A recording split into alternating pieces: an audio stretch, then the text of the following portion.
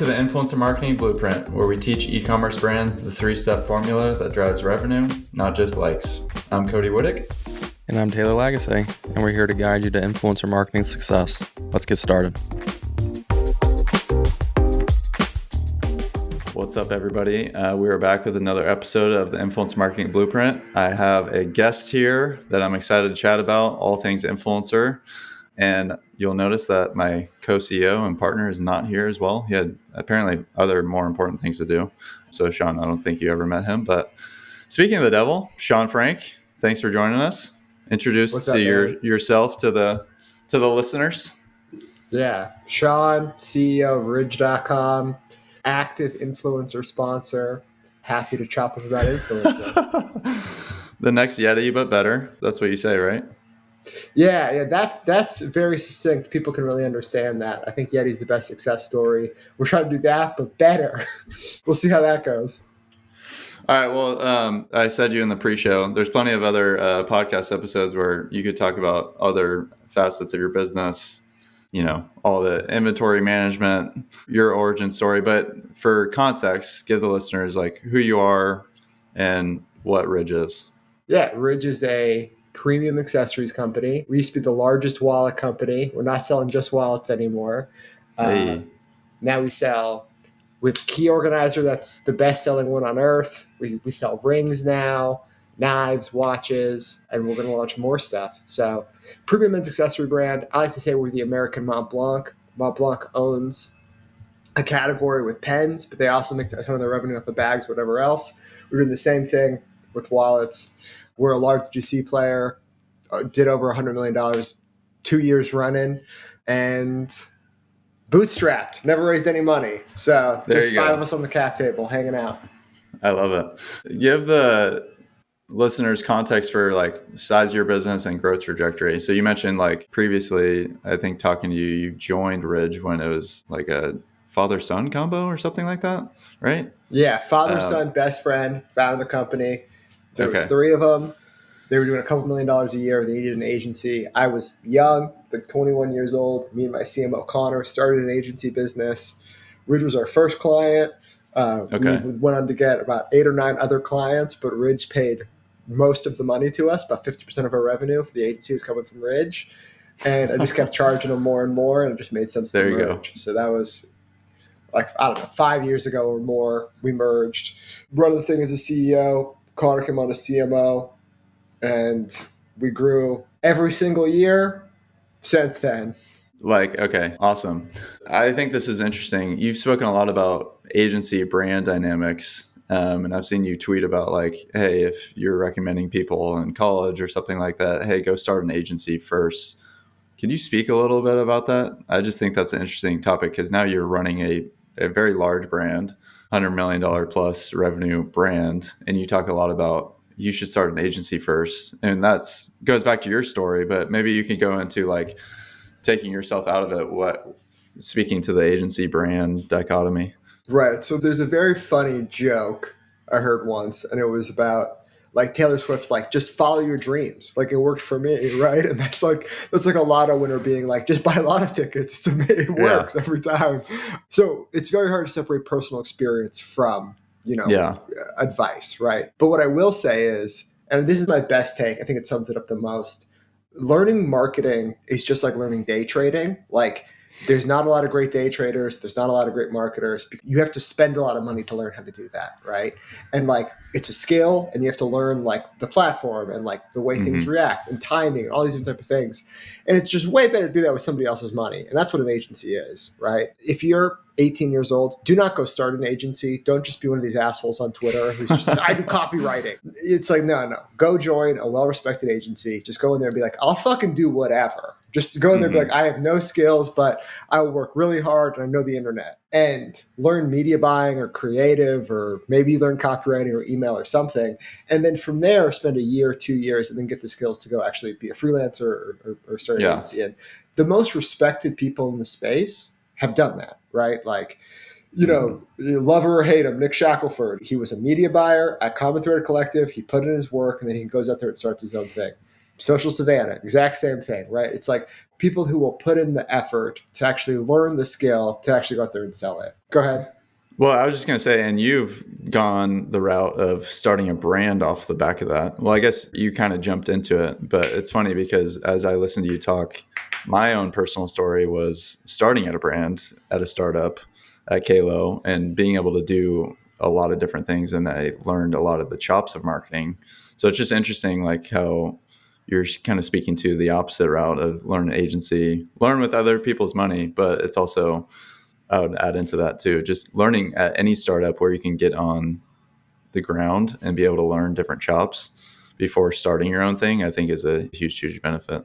I think agencies are a better place to learn. Obviously, you learn great, right? You can reach good Thanks, outcomes Sean. either way, but I think you learn better outcomes at an agency because you're forced to touch more brands and you're forced to do more shit with less, Yep. right? The worst thing about joining a brand is they're like, this is the way it's done. And they only present one philosophy to you. And what if it's wrong?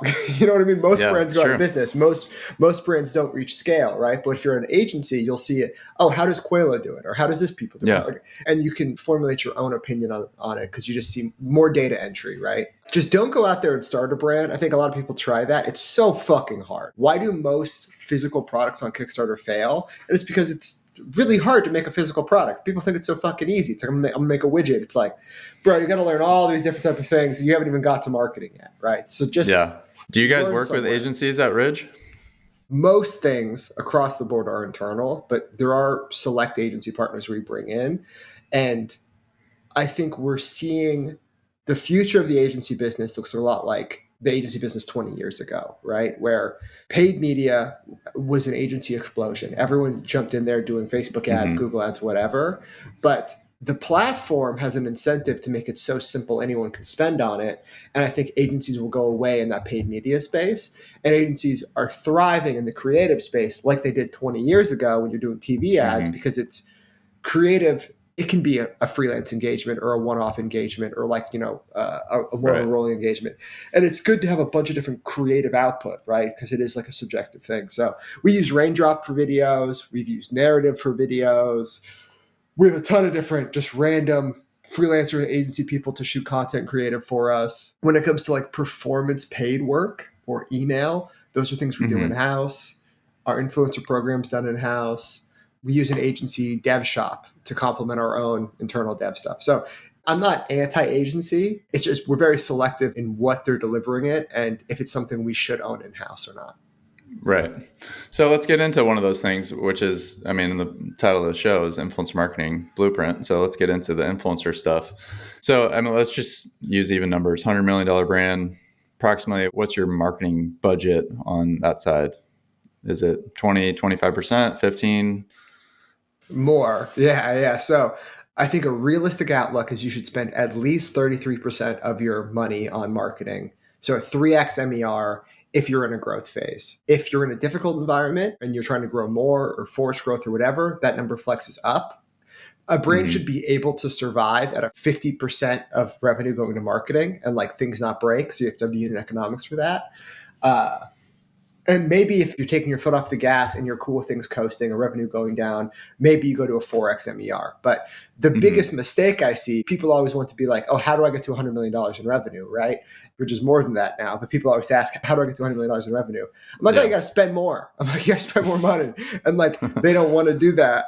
It's very hard for people to understand that like your EBITDA percentage will go down, but your EBITDA dollars will go up. Like, those things are not the same, where it's like, there's a point on the curve where you maximize EBITDA dollars, right? And you just have to find that point on the curve and you have to build your business around that. Or you have to do really difficult things to your business, like lowering COGS, lowering overhead, doing shit so you can actually be flexible to scale. And nobody ever wants to like change their business. They're like, nah, what I'm doing is good. But then they still want different outcomes. So that's just for the brand owners. I try to keep everybody honest. And yeah, it's your fault. It's like, if you want to get $200 million, spend more. That's the way it works. Yeah. So if you're at 100 million and you're spending 33%, you're spending 33 million.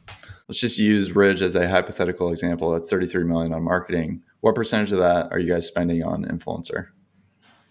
Yeah. So we've gone as high as 20% in the past and we've gone as low as 10%, but it's the sweet spot somewhere there. of your marketing budget.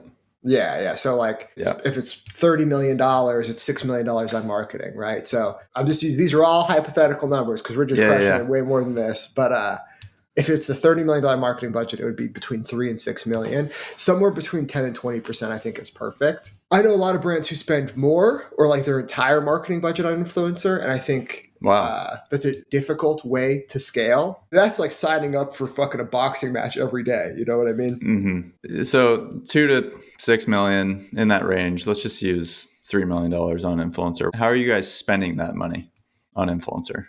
The vast majority of it will go to YouTube. Are you asking for channel or like actually physically, how are we getting the money to influencers?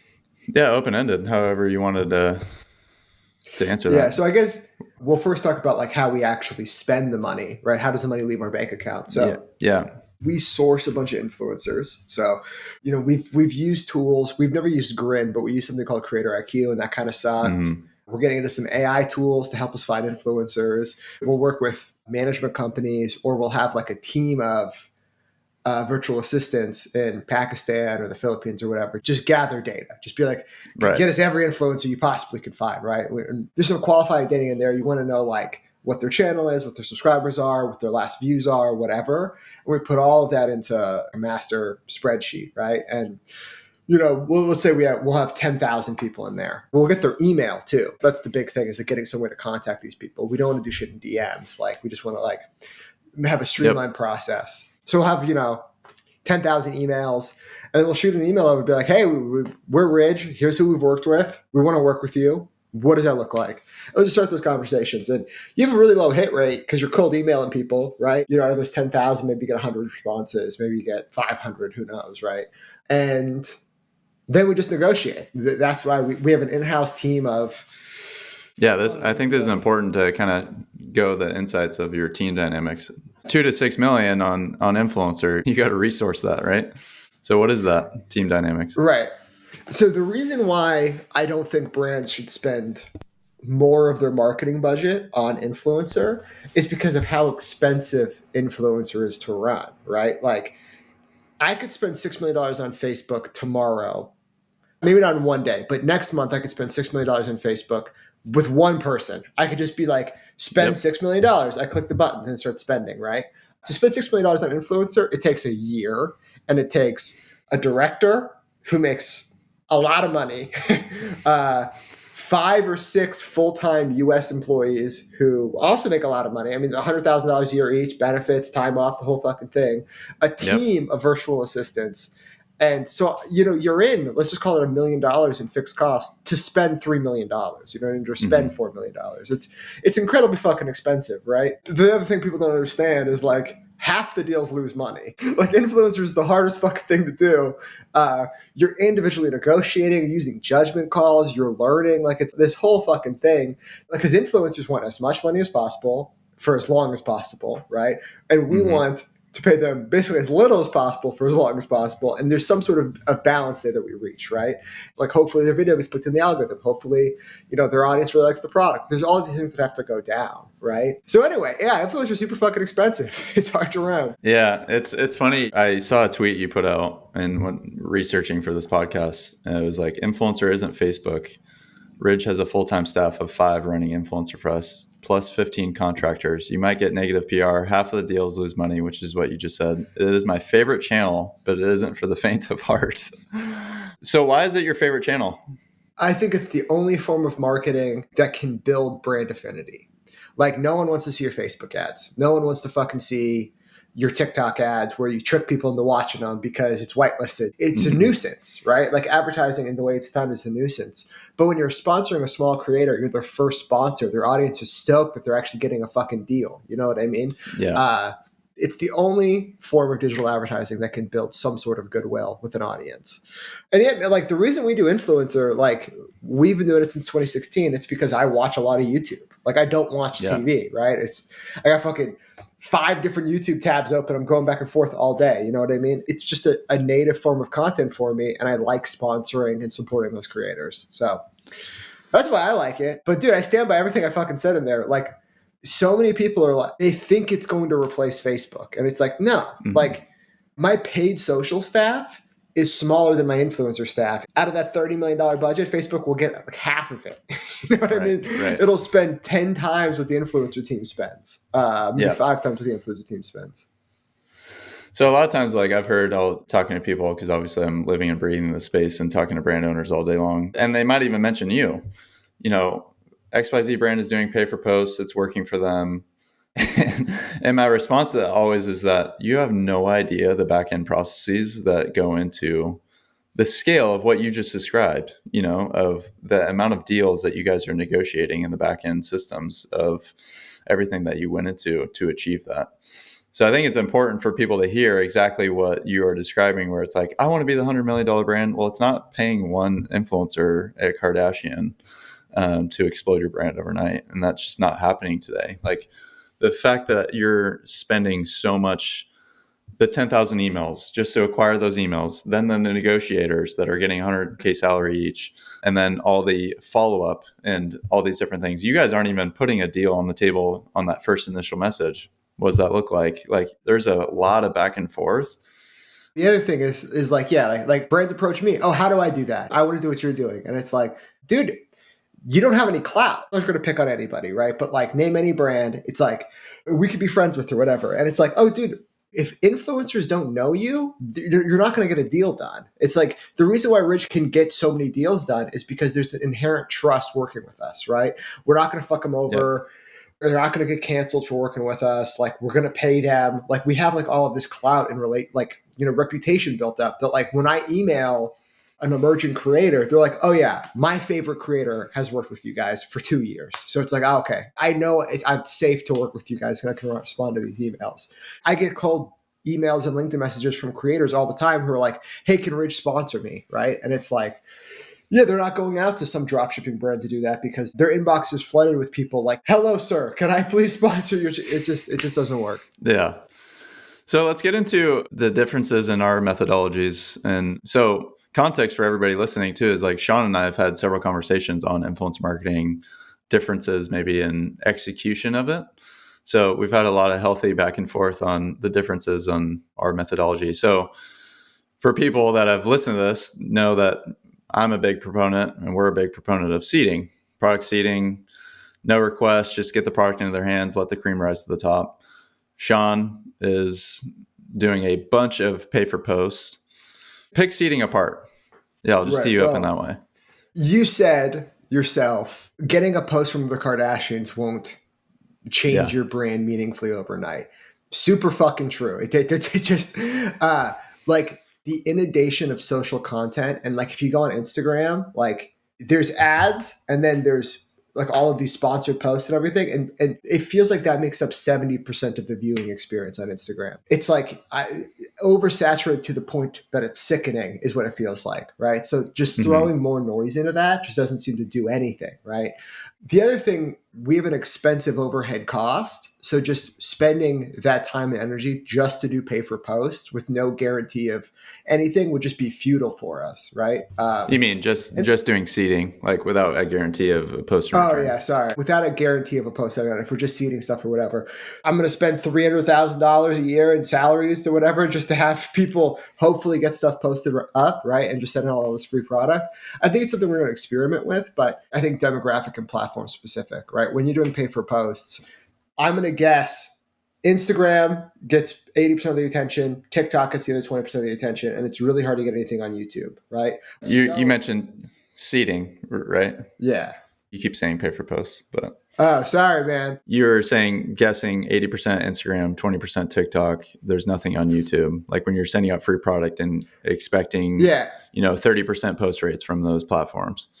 That's why. Yeah. So and you're right. We don't do anything on YouTube because of that reason. And we could talk about that specifically. So Instagram and TikTok are easier to post.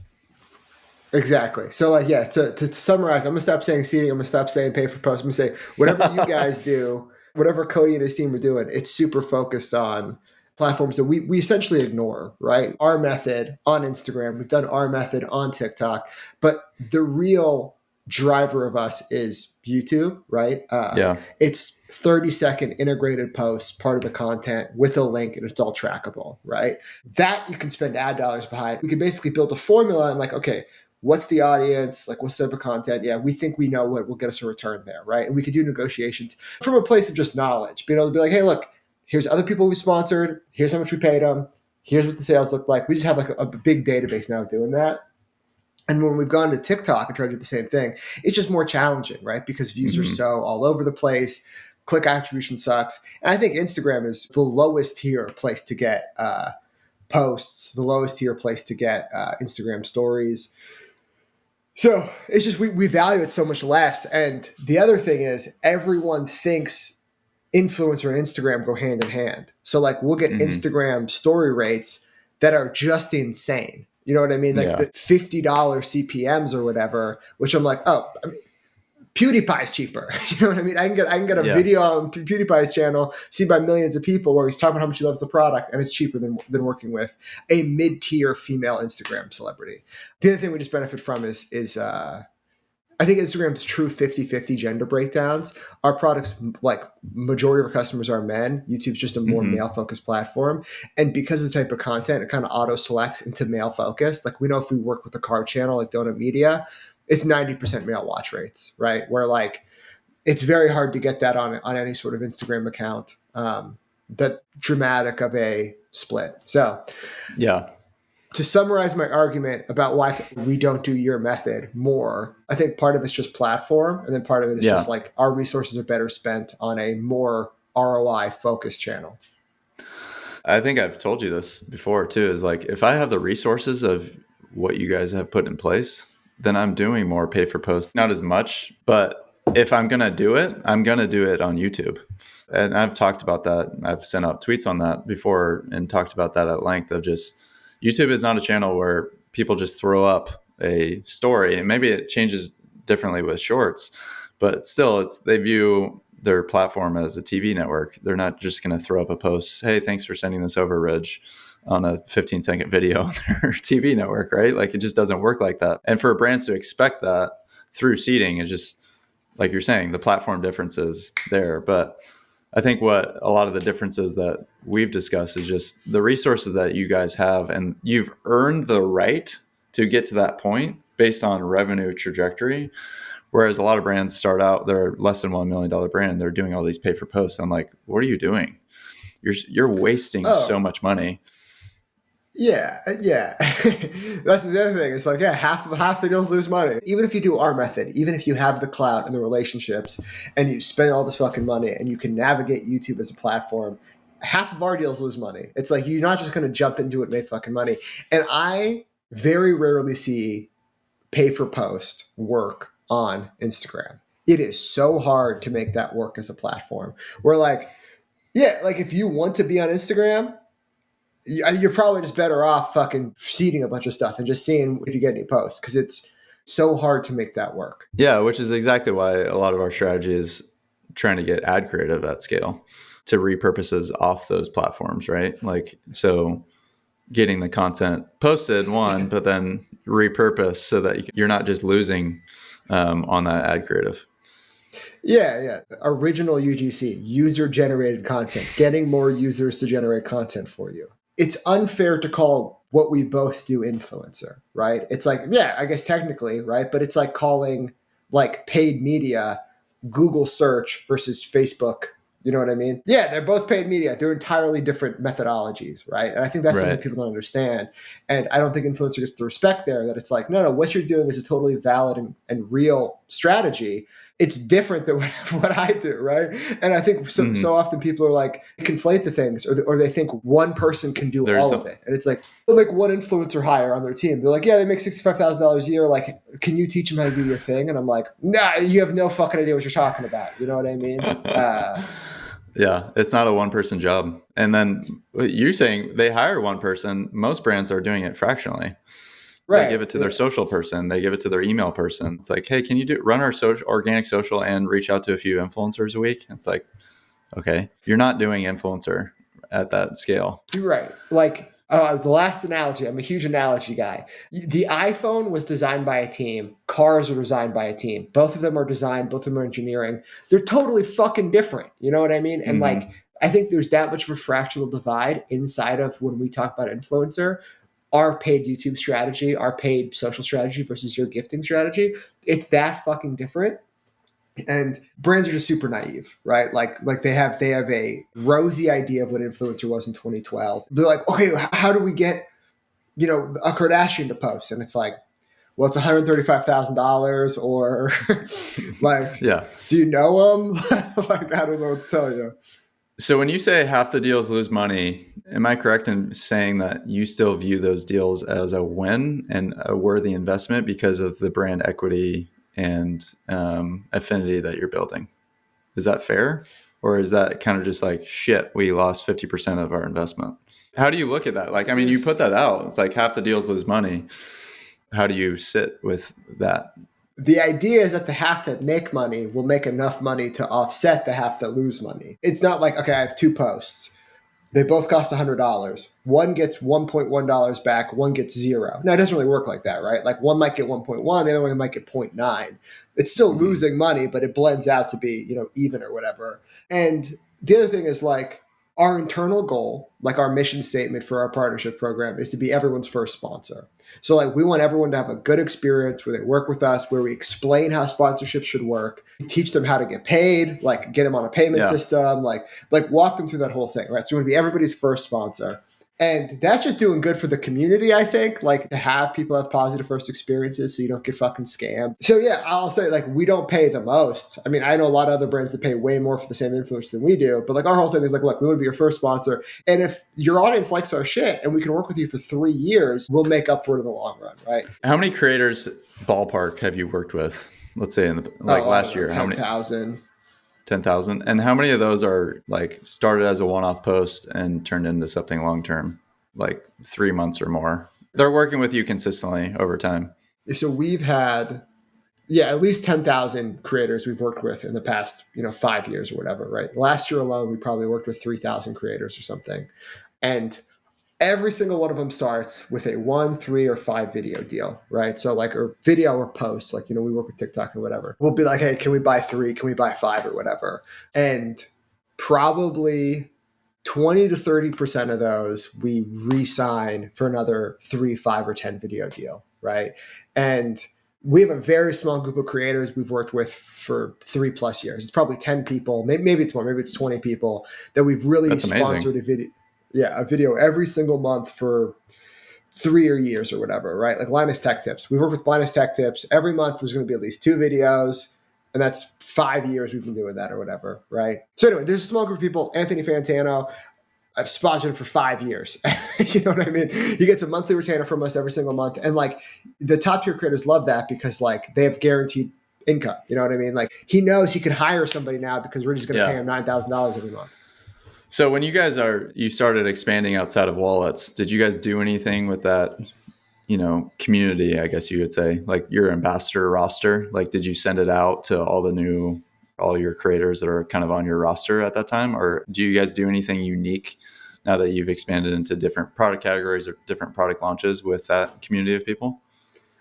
Yeah, we're getting better at it. That's the big focus this year. The whole goal of signing a 5 video deal is like the first video is about the wallets. The second video is about the kits. The third video is about the rings. The fourth video is about wallets again. The fifth video is about some other new product we have coming on. It keeps the talking points fresh. So it's not just like, Ridge Wallet, talking about wallets again. All right, right? It's like, there's something actually new and exciting. And then engaging what we call VIP partners. So there's probably 500 partners that like we plan on sponsoring 4 times this year, right? Like we sponsored them 4 times last year. We sponsored them 4 times this year. They might be more expensive or, they perform or we call them, or I don't know. They're part of our VIP program. Yeah. And those people, every time we have a new product launch to like, we'll seed those people and be like, hey, next video, talk about this new thing we have coming out. So we're working towards that, but like we have to build that internally. Yeah. So I don't know if brands ever talk to you or mention the word community, what do you think they mean by that? What do you think that entails? Dude, I don't think anybody knows what they mean by that. like I have a friend's brand. He has a really awesome Facebook group where like he gets product feedback and like testing and like he'll give out samples there or whatever. That's the closest thing I think I've seen to a community. I bought everydaycarry.com. That has a community attached to it. Big Facebook group, Discord, and like that's people who have a passion coming together to talk about this type of stuff. 99% of brands shouldn't try to do this. Like, I just don't think they're going to get any sort of ROI out of it. I don't think they know how to run a community correctly. I mean, I think we both spoke at an ECF event. Yeah. That is a niche specific community based around an industry, and it's hard as fuck to run. You know what I mean? Like, I think Andrew does an amazing job over there. Yeah. But he has like 2 or 3 full-time staff. Like, you know, they have to throw events and all this other stuff. That's a community. Is your hair dryer company going to have a fucking community in the same way? Like, are you going to put the effort into it? Like, are you going to throw events, this type of stuff? It's so hard to actually do community. I think just most brands have no idea what they're talking about when they say that. It's a buzzword that sounds good. And really what they mean is like, we want passionate returning customers. And it's like, cool. I totally understand that's your goal. Everybody's goal. I don't know if a Facebook group's going to get that for you. And I think a lot of times too, a lot of people are thinking influencer can't be that. They want consistent influencers to work with over time. But the means by which they go about doing that is oftentimes very opposite of building a community where they actually care about people and care about the people that they're engaging with, right?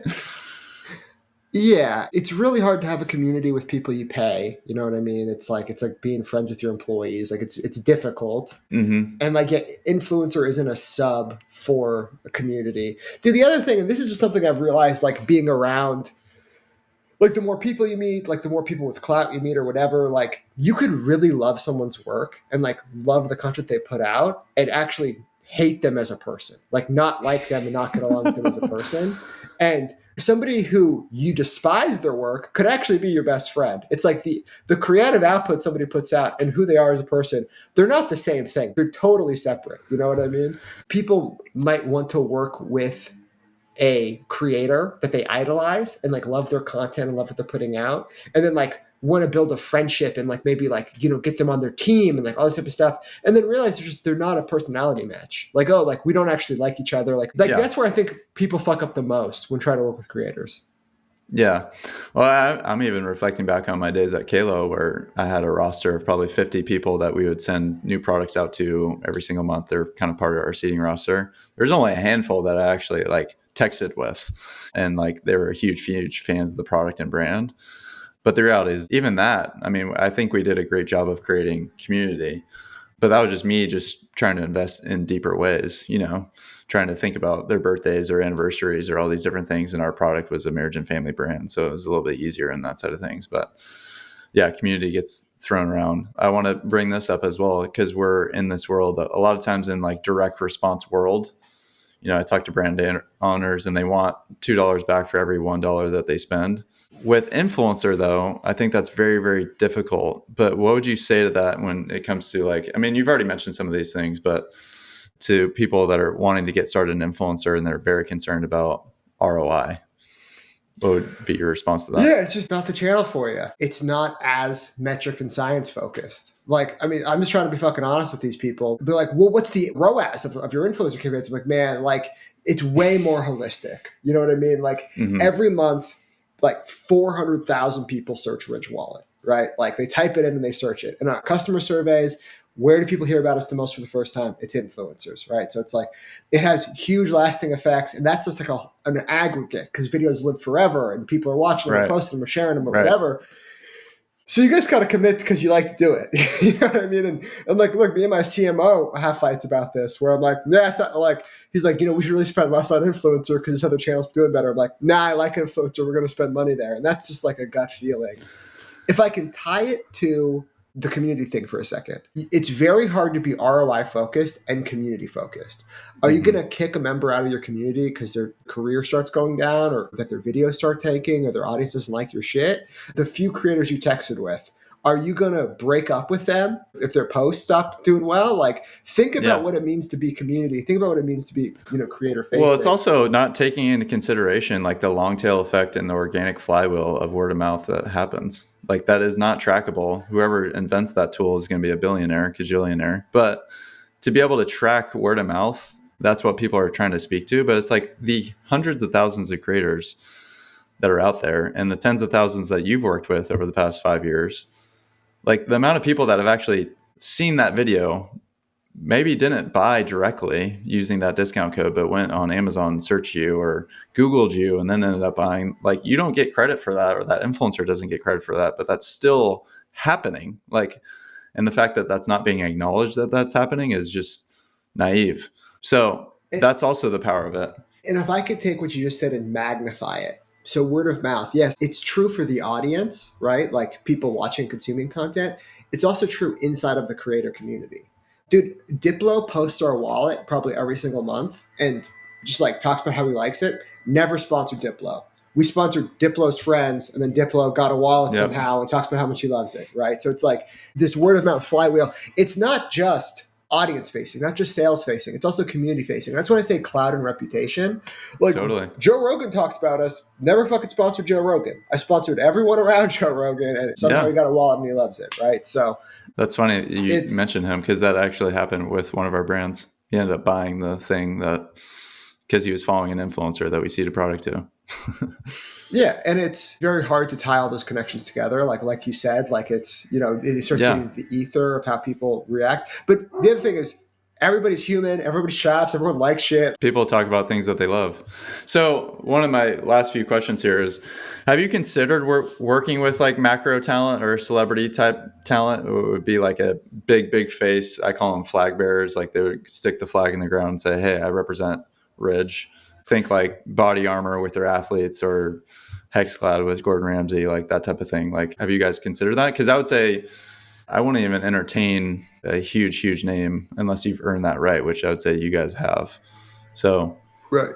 Have you guys thought about that? So maybe we'll do some of that this year. There's less of a natural fit, right? Like Gordon Ramsay and Hexclad. I mean, there's nothing more of a bullseye. You know what I mean? Right. Like Totally. Who's the accessory guy we should go after, right? Like it's very hard for us to figure that out.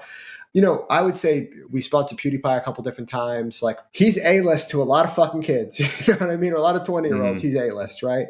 And then also it's like, what do those relationships look like? There's a lot of different ways to structure them. Like, so if I could just kind of break that apart, we've gotten ad rates to sponsor the guy who's the Winter Soldier in those Marvel movies. And it's cheaper than it is to sponsor PewDiePie, right? And like, but do we want him to come out and do a shoot? Or we're going to shoot like a fucking 2-minute video that we're going to run commercials for it, like Larry David and FTX? Like, will we ever do that? If there's a perfect fit, maybe. The other thing I'll say is it's a lot cheaper than you think it is. You know what I mean? At the end of the day, there's not that many brands willing to spend $500,000. So like when you say $500,000, you could basically get any A-list for a 4-hour shoot that you want. You know what I mean? Robert Downey Jr. only got, $1 million or $2 million for the first Iron Man movie. You know what I mean? Now, he since made fucking $55 million to the other ones, but like you can negotiate these things. It's very hard to say no to $500,000. So, well, I was just going to say, like, we worked with Dale Earnhardt Jr. for a whole year for $200,000 at Kalo. So kind of like an Americana type guy. And we had a photo shoot. We had several social posts. He had his own product line, like that type of thing. So he was already a fan of the brand, which reduced the price probably by half, as opposed to like, you're just going to Gordon Ramsay cold and they've never heard of you. That's going to be a significantly higher mark. Yeah. Also, like, I think there's more and more appetite for equity deals, right? Like doing some sort of, structure, Sure. Like, especially like if they're going to be a big driver for it. I've seen a lot of people get fucked doing those deals, like just, wrong fit, whatever. If the right person came along and it made a lot of sense, we've had a lot of this conversation internally. Everyone's trying to get The Rock. We don't think The Rock's a good fit. Maybe it's oversaturated, whatever. You guys are entertaining that. Yeah, we're probably at the stage of our brand where like it makes sense to do one or two of those. I have the guy I've been trying to push the entire time, and it's just trying to get everyone on board. There you go. All right. The mystery man. So last question, advice for brands starting out with influencer marketing today. This is difficult. Let's just say $10 million brand, $5 to $10 million range. What would you say? That's probably when you can start. I think any smaller than that, really, dude, and I've been trying to explain this to more and more brands. It's like, you can get to $30 million just off Facebook, like one channel. I've seen brands do $100 million just off of Facebook. It's like diversify when you really want to, when you're passionate about it, right? Like you're ready for it. So if you're a $10 million brand, maybe you can start dabbling into it. I give the same advice to everybody who always asks me for it. I'm like, find 10 creators you personally like and reach out to them and try to structure a deal. And I'm like, you're going to lose money on all of those. Like do 1, then do 5, then do 10. And you have to learn the economics of it. You have to learn. Seed them your product first. Yeah, there you go. You can start there. But I'm like, look, if you're the CEO of a $10 million brand, you're not above going on YouTube on a creator you like and commenting, hey, I love your videos. And then trying to find their email, DMing them, pursuing them, be like, hey, look, I'm actually a fan. And that's the best place to start. You'll get the most excited about it. And then if the person you're most excited about bombs, that's a great fucking lesson. You know what I mean? You have no idea who's going to work and who's not going to work. Yep. And that's the thing is you personally liking them is not a translator to them being a good fit. Do the work. Yeah, do the work. I love that. It's a running theme throughout this episode. It's the most human channel by far, in a way. It is not a Facebook or a Klaviyo dashboard or account. You can't just click a few buttons and make things work, but it's very human, whether it be human resources or it's also you're dealing with human beings at the end of the day in terms of negotiation, getting the product, identifying them, all these different things, all the ins and outs of influencer. Yeah, look, dude. And, going back to that tweet I said, yeah, you get bad PR. Bro, we sponsored a guy who decided to crash an airplane and my fucking DMs were full with people who were very mad at me. And I'm like, I didn't know he was going to do that. we sponsored a guy who made a video just fucking talking mad shit on somebody else. And my DMs are full of people who are mad at me. I didn't fucking know. You're going to be put into the public conversation. I think a lot of brands think they want that, but no, man, maybe you don't. I've had There's inherent risk with all marketing, right? There's always risk. Yeah, more so with influencer marketing. So anyway, it's when you said it's the most human form of marketing, 100%. Because at the end of every email, there's somebody who has to accept it. You have to work with them. They're putting their own personal stamp on it. You have to just be willing to roll with the punches. And most people aren't. Literally, if brands listen to this, 90% of them cannot do what we do because they'll freak out the first time they get a mean email. Awesome, man. Well, fascinating episode. I loved going back and forth discussing influencer, especially for a tier of brand that you guys are and everybody's wanting to get to. I think that's what 100% of founders listening to this would say. And if they're going to follow your influencer blueprint, there's many steps to getting to that point and all the resources that you have involved. But yeah, you've done an amazing job building Ridge. Where can people find you? You have an awesome Twitter that's sarcastic and also puts out good content. So where can people find you? I'm an influencer myself. I got my Twitter. I got a Substack where I just talk about whatever, all unsponsored. I'm rich enough where I don't need sponsors. So there you go. So don't reach out to Sean Frank to ask to sponsor him if he's one of your 10 favorite creators. That'd be super funny, man. If somebody tried to that would be. Yeah. All right. Well, Sean, thank you so much for the time. Appreciate it. Joe, man. Talk to you later. All right. That's all for today. If you'd like some help developing your influencer marketing campaign, go ahead and DM us on Twitter. Links are in the description. Or you can head to kinship.co to learn more, and you can book a call there. That's KYNSHIP.co. At kinship.co, you also find tools, templates, and resources, all designed to help you grow an influencer campaign that drives visibility and sales, not just likes. Thanks for tuning in, as always, and we'll see you next week.